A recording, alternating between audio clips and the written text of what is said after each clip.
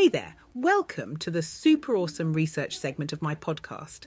Are you ready to dive headfirst into the mind-boggling world of psychology, mental health, and all things related? I hope you've got your seatbelt on because we're about to embark on a wild and fascinating journey. Before we jump in, let's make sure you're all set and ready to go. Grab yourself a tasty beverage to keep those taste buds tingling. It could be a refreshing glass of water, a strong cup of coffee, a soothing mug of tea, or hey, whatever floats your boat. We want you to be completely comfortable and fully engaged. Oh, and don't forget your trusty pen and notepad. You'll definitely want to jot down any mind-blowing insights or burning questions that pop into your head. Believe me, you won't want to miss a single nugget of wisdom that we'll be dropping.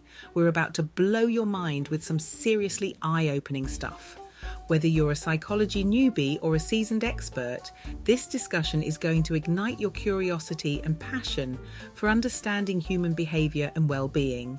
So get cozy, my listeners, and prepare to have your perspectives expanded and your mind buzzing with brand new ideas.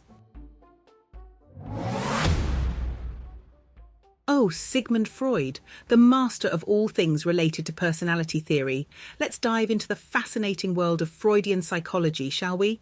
Now picture this. You're sitting on Freud's couch, ready to spill your deepest secrets and desires. Freud believed that our personalities are shaped by unconscious forces like hidden desires and unresolved conflicts.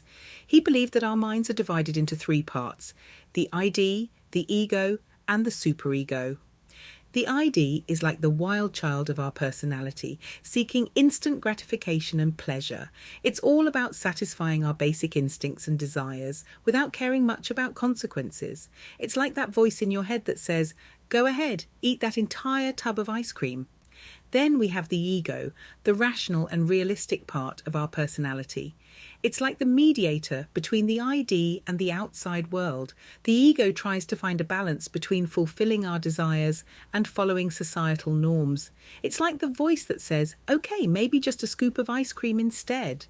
And finally, we have the superego, the moral compass of our personality. It represents our internalized values and ideals, like a little Freudian Jiminy Cricket sitting on our shoulder.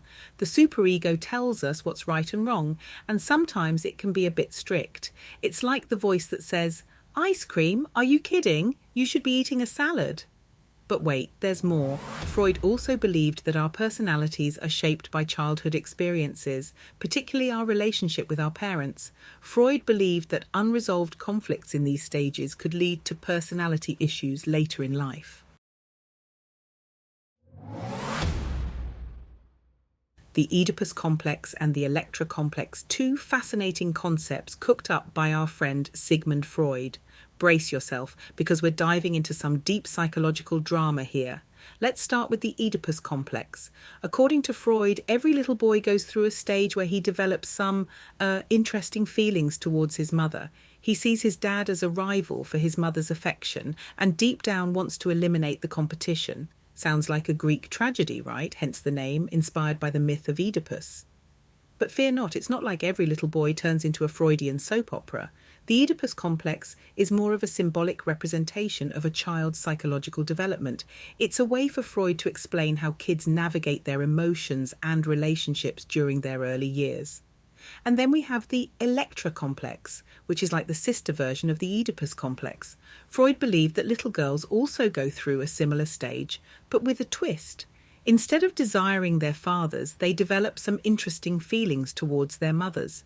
They might feel a sense of competition with their mothers and even envy them for having the attention of their fathers. Now, it's important to note that these complex concepts are not meant to be taken literally. They're more like symbolic representations of the complex dynamics that can occur within the family unit. Freud used these ideas to explore the psychological development of children and the influence of their relationships with their parents. The Oedipus complex and the Electra complex, two intriguing theories that Freud introduced to shed light on the tangled webs of our subconscious desires and family dynamics. And that's a wrap, folks. We've come to the end of another mind-boggling research segment on My Therapy Room podcast. And to all our listeners out there, thank you for joining us on this wild and wonderful segment. We hope you learned and maybe even pondered a few big questions along the way. Remember, the quest for knowledge never ends, so keep exploring, keep questioning, and keep embracing. That's what makes us beautifully human. Catch you on the next one.